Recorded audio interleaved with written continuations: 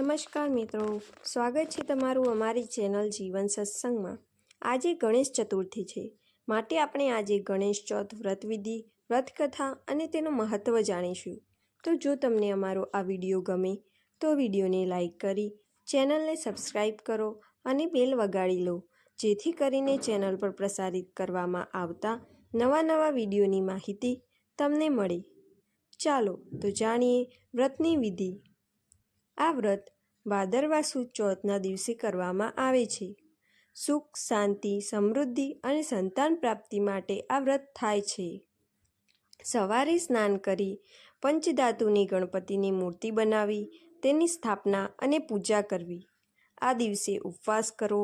વ્રત કરનારે રાત્રે ચંદ્ર દર્શન કરવાથી કલંક લાગે છે। ભગવાન શ્રી કૃષ્ણે પોતાના પર લાગેલું આ કલંક દૂર કરવા આ વ્રત કરેલું। વ્રતના બીજા દિવસે ગણપતિજીની મૂર્તિને જળમાં પધરાવી દેવી। વ્રતકથા। એક દિવસ ગણપતિજી મહારાજ રિદ્ધિ સિદ્ધિ સહિત આકાશ માર્ગે કૈલાસ તરફ જવા નીકળ્યા। રસ્તામાં ચંદ્રલોક આવતા ચંદ્રએ ગણપતિજીને જોયા। ગણપતિજીનું મુખ અને પેટ જોઈને ચંદ્ર ખડખડાટ હસવા લાગ્યા અને તેમની મસ્કરી કરવા લાગ્યા। આથી ગણપતિજીને ચંદ્ર પર ખૂબ ગુસ્સો આવ્યો। તેમણે ચંદ્રને શ્રાપ આપતા બોલ્યા, ચંદ્ર, તું ખૂબ રૂપાળો છે એની ના નથી, પણ એથી અભિમાનમાં આવી અન્યની મસ્કરી કરવી ખોટું ગણાય।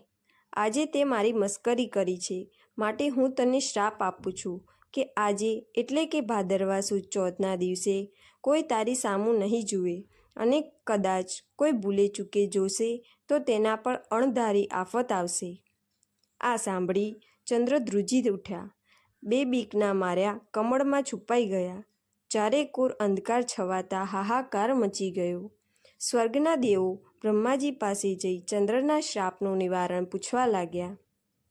બ્રહ્માજી બોલ્યા કે ગણપતિજીનો શ્રાપ કદી મિથ્યા જતો નથી, છતાં પણ હું તમને એમના નિવારણ માટે એક ઉપાય બતાવું છું, સાંભળો। થોડા દિવસ પછી ભાદરવો મહિનો આવશે। એ મહિનામાં સુદ એકમથી સુદ ચોથ સુધી ચંદ્રએ કરવાનું રહેશે। ગણપતિજીની કોઈપણ ધાતુની કે પંચધાતુની મૂર્તિ બનાવી એની સ્થાપના કરવાની, પછી વિધિવત તેની પૂજા કરવી, નૈવેદ્યમાં લાડુ ધરાવવું। સાંજે ગણપતિજીની મૂર્તિને વાજતે ગાજતે નદી કાંઠે લઈ જઈ જળમાં પધરાવી દેવી। આ દિવસે બ્રાહ્મણોને જમાડી યથાયોગ્ય દાન દક્ષિણા આપવામાં આવે તો ગણપતિજી રીઝે છે અને ચંદ્રને શ્રાપમાંથી મુક્તિ મળે। ભાદરવો મહિનો બેસતા જ ચંદ્રએ ગણપતિજીની સ્થાપના કરી ગણેશ ચોથનું વ્રત કરવા માંડ્યું। ચંદ્રએ વિધિવત પૂજા કરી પ્રાર્થના કરી કે ગજાનન, મારાથી ભૂલમાં જે કંઈ બોલાઈ ગયું હોય એ કૃપા કરીને ભૂલી જાઓ અને ક્ષમા કરો। હવે આવી ભૂલ હું નહીં કરું। તમે દયાળુ છો, કૃપા કરીને મને શ્રાપમાંથી મુક્ત કરો। ગણપતિ ચંદ્રની ભક્તિથી ખુશ થયા। તેમને દર્શન આપી બોલ્યા, ચંદ્ર, તું સંપૂર્ણપણે શ્રાપ મુક્ત તો નહીં થઈ શકે, છતાં હું તારા વ્રતથી ખુશ થઈ શ્રાપ થોડો હળવો કરું છું। જો કોઈ પણ વ્યક્તિ ભાદરવા સુદ બીજના દર્શનના ચંદ્રના દર્શન કરી ભાદરવા સુદ ચોથના દર્શન કરશે તો તે કોઈ સંકટ નહીં આવે, પણ ભાદરવા સુદ ચોથના એકમાત્ર દર્શન કરશે તો તેને કલંક લાગશે। વળી આ કલંકને દૂર કરવા માટે કોઈ ગણેશ ચોથનું વ્રત કરશે તો હું તેના પર પ્રસન્ન થઈ તેને સંકટમાંથી મુક્ત કરીશ। હે ગણપતિ દાદા, તમે ચંદ્રને જેવા ફળ્યા તેવા સૌને ફળજો।